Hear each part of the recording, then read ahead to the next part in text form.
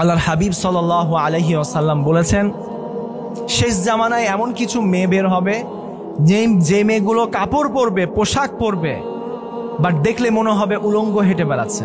এই নমুনা আমাদের বাংলাদেশে বর্তমানে আছে না? নাই, আছে। আপনি ঢাকা শহরে যান, বসুন্ধরায় যান, আপনি দেখবেন এমন এমন ড্রেস পরে, বডির প্রত্যেকটা পার্ট, অঙ্গের প্রত্যেকটা অঙ্গ প্রত্যঙ্গ বোঝা যায়। এই নমুনা বাংলাদেশে বর্তমানে অহরহ আছে। আল্লাহর হাবিব বলছেন, আমি এই ধরনের মেয়েদেরকে অভিশাপ দিলাম, তোমরাও অভিশাপ দাও। একটু চিন্তা করেন যে যার উপরে প্রিয় নবীজির অভিশাপ আছে, আল্লাহর রাসূল স্বয়ং নিজেই লানত দিয়েছেন, তার মতো হতভাগা, কপাল পোড়া, ব্যাড লাক আর কি কেউ হতে পারে? প্রিয় ভাইরা, আর কেউ হতে পারে না। আলী রাদিয়াল্লাহু তাআলা আনহু বলেছেন, একটা মেয়ে যদি বুঝতো বাহিরে তার দিকে পুরুষরা কোন চোখে তাকায়, কেমন করে তাকায়, তাহলে সেই মেয়েটা কাপড়ের পোশাক নয়, বরং সেই মেয়েটা কাপড়ের পোশাক বাদ দিয়ে লোহার পোশাক পরে বাহিরে বের হতো। মেয়েরা বোঝে না, তাই তারা বেপর্দায় চলে প্রিয় ভাইরা। এবং সবচাইতে আফসোসের বিষয়, মেয়েরা পাবলিক প্লেসে এমন এমন ড্রেস পরে, বিশেষ করে ঢাকা শহরে, জাস্ট তারা নিজে নষ্ট হয় তা নয়, বরং তারা যুবকদের ইমান, চোখ, চরিত্র সব তারা নষ্ট করে দেয়। কথা বলেন ঠিক কিনা?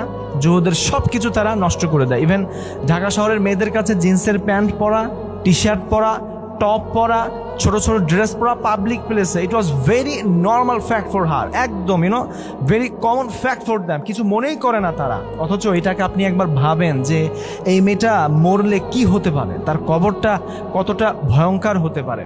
আজকে আমরা কোরআন হাদিস থেকে রিমাইন্ডার হিসাবে এই বিষয়ে কিছু কথা বলবো। আমরা দোয়া করি দেশের প্রত্যেকটা মেয়েকে হিজাবি নারী হওয়ার তৌফিক দান করুক। আমরা সকলে মন খুলে বলছি আমিন।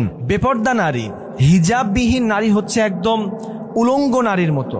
এই বেপর্দা নারীর শাস্তি হবে দুনিয়া এবং আখিরাতে বেশ কয়েকটা। তার মধ্যে আমি আজকে 6টি শাস্তি শেয়ার করব। প্রথম শাস্তি, সেটা হচ্ছে যেই নারী বেপর্দায় চলে, হিজাববিহীন চলে, আল্লাহ তাআলা তার হৃদয় থেকে, তার মনের যে আত্মকেন্দ্রিক একটা শান্তি আছে, ইমানের শান্তি আছে, ইমানের নূর আছে, প্রশান্তির ছায়া আছে, এটাকে আল্লাহ তাআলা উঠায় নেবে।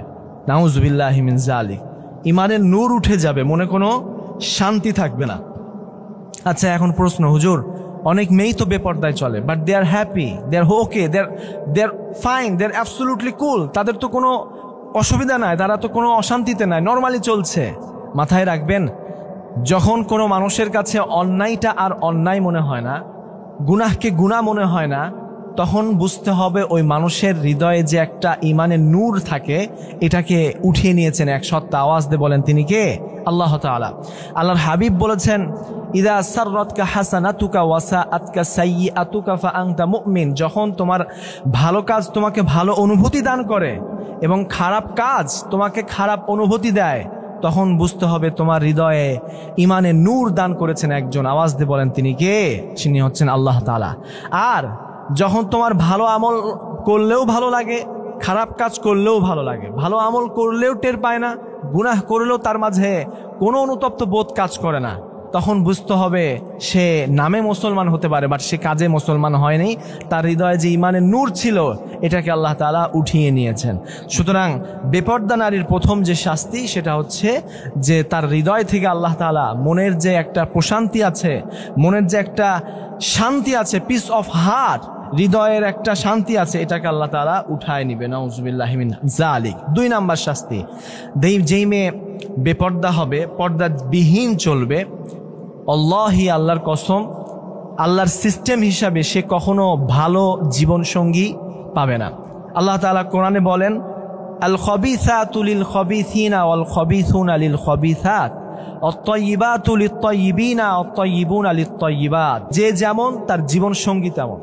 তোমার বউ যদি ভালো হয় তো স্বামী ভালো হবে, স্বামী যদি ভালো হয় তো বউ ভালো হবে, আর তুমি যদি, তোমার চরিত্র যদি খারাপ হয় তো তোমার জীবন সঙ্গীর চরিত্রও খারাপ হবে। যে যেমন তার বউ তেমন, যে যেমন তার স্বামী তেমন। তুমি 1 ঘাটে পানি খাবা, তোমার বউ 10 ঘাটে পানি খেয়ে তোমাকে বিয়ে করবে। এটাই নিয়ম, এটাই system, this is the rules. আল্লাহ তাআলার নিয়ম এটাই। আল্লাহ তাআলা কোরআনে বলেছেন, আল খবিসাতু লিল খবিসিনা ওয়াল খবিসুনা লিল খবিসাত। Good character people, they will have good character people. Bad character people, they will have bad character people. যদি তোমার চরিত্র খারাপ হয় চরিত্রের কোনো ঠিকঠাক নাই, তো বুঝবা তোমার জীবন সঙ্গীও খারাপ হবে। যদি চরিত্র ভালো হয় তবে তার কপালে ভালো চরিত্রবান জীবন সঙ্গী দান করবেন একজন, তিনি কে?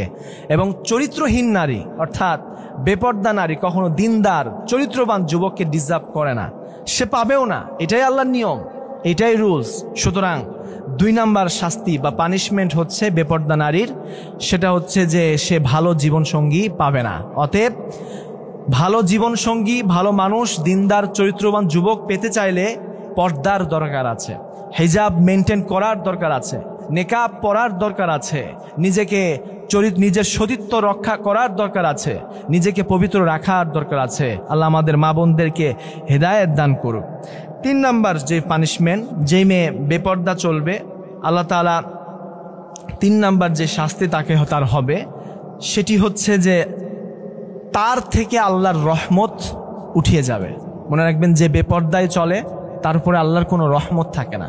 যেই মেয়ে পর্দা করে, বোরখা পরে, হিজাব পরে, নেকাব পরে, নিজেকে ঢেকে আবৃত রেখে সে যখন রাস্তা দিয়ে হেঁটে যায়, আল্লাহর ফেরেশতা তার উপরে রহমতের ছায়া বিছিয়ে দেয়, রহমতের ডানা বিছিয়ে দেয়। সুবহানাল্লাহ। আর যে মেয়ে পর্দা করে না, হিজাব পরে না, নেকাব পরে না, বোরখা মেনটেন করে না, আল্লাহ তাআলা তার থেকে আল্লাহ তাআলার রহমত উঠে যায়। ক্যান ইউ ইমাজিন দেন? আপনি কি একটু চিন্তা করতে পারেন যে এর চাইতে বড় শাস্তি একজন নারীর জন্য আর কি হতে পারে, যে আল্লাহর রহমত আমার থেকে দূর হয়ে গিয়েছে। এজন্য দেখবেন যত দেশে যত মেয়ে লাঞ্ছিত হয়, যত মেয়ে ইপটিজিংয়ের শিকার হয়, যত মেয়ে ধর্ষিত হয়, যত মেয়ে রাস্তাঘাটে লাঞ্ছনার শিকার হয়, এর 99% হচ্ছে বেপর্দা মেয়েরা হয়।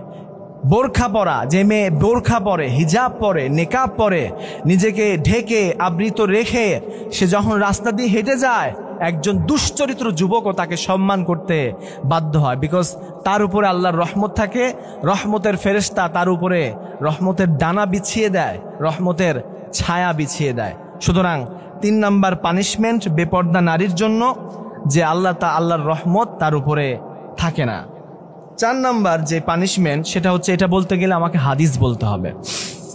আল্লাহর হাবিব যখন মেরাজের রাতে জান্নাত এবং জাহান্নাম ভ্রমণ করলেন, উনি দেখতে পেলেন যে জাহান্নামে এমন কিছু মেয়ে আছে। আল্লাহ হাবিব তিনি বলছেন যে জাহান্নামে আমি এমন কিছু মেয়ে দেখলাম যে মেয়েগুলোকে আল্লাহ তাআলা চুল বেঁধে উল্টো করে ঝুলিয়ে রেখেছেন। নাউজুবিল্লাহি মিন যালিক। দ্যাট মিন্স পুরো বডি চুলের উপরে ভর করে ঝুলে আছে। এবং আমি কিছু দূর যাওয়ার পরে আবার দেখতে পেলাম যে কিছু মেয়ে আছে এমন যাদের স্বীয় স্থনে টাঙ্গিয়ে, অর্থাৎ স্বীয় স্থন যে ঝুলিয়ে পুরো বডিকে টাঙ্গিয়ে রাখা হয়েছে। নাউজুবিল্লাহি মিন যালিক। তেনাকে জিজ্ঞেস করা হলো, ইয়া রাসূলুল্লাহ, ইয়া হাবিবাল্লাহ, এই নারীগুলো কারা? এই হতভাগা নারীগুলো কারা? উনি বললেন, প্রথম যে মেয়েদেরকে আমি দেখলাম যাদেরকে চুল বেঁধে ঝুলিয়ে রাখা হয়েছে, তারা হচ্ছে সেই নারী বা সেই মেয়ে যারা বেপর্দায় চলতো, চুল দেখিয়ে চলতো, রাস্তাঘাটে নিজের চুলকে প্রদর্শন করত। এবং দ্বিতীয়বারে আমি যেই মেয়েগুলোকে দেখলাম যাদেরকে স্বীয় স্থনে ভর দিয়ে পুরো শরীরকে ঝুলিয়ে রাখা হয়েছে, এরা হচ্ছে সেই মেয়ে যারা বিয়ে করার পরে পরকিয়া করত, আর একজন পরপুরুষের সাথে সম্পর্ক মেনটেন করছো, এরা হচ্ছে সেই মেয়ে। অর্থাৎ জাহান্নামের কঠিন ময়দানে যেই মেয়ে বেপর্দা চলবে, যেই মেয়ে চুলকে নিজের প্রদর্শন করবে, যেই মেয়ে দুনিয়াতে পরকিয়া করবে, আল্লাহ তাআলা কাল কিয়ামতের কঠিন ময়দানে তাদেরকে এই শাস্তি দিবেন, তাদের চুল বেঁধে টাঙ্গিয়ে রাখা হবে। নাউজুবিল্লাহি মিন যালিক।